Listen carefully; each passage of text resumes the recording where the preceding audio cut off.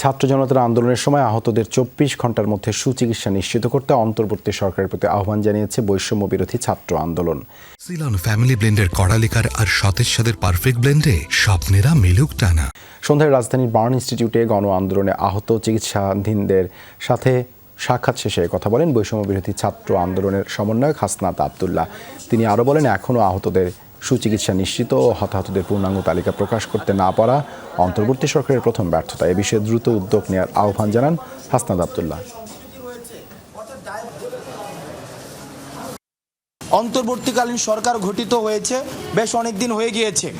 আজকে আহতদের যে আমরা সারা ঢাকাতে আমরা যে চিত্র দেখেছি এবং বাংলাদেশের বিভিন্ন জায়গা থেকে যে চিত্রের খবর পেয়েছি, এতদিন পর্যন্ত আহতদের আন্তর্জাতিক মানের সেবা নিশ্চিত করতে না পারা এবং তাদের জন্য পূর্ণাঙ্গ একটি তালিকা করতে না পারাকে আমি এই অন্তর্বর্তীকালীন সরকারের প্রথম ব্যর্থতা হিসেবে চিহ্নিত করতে চাই।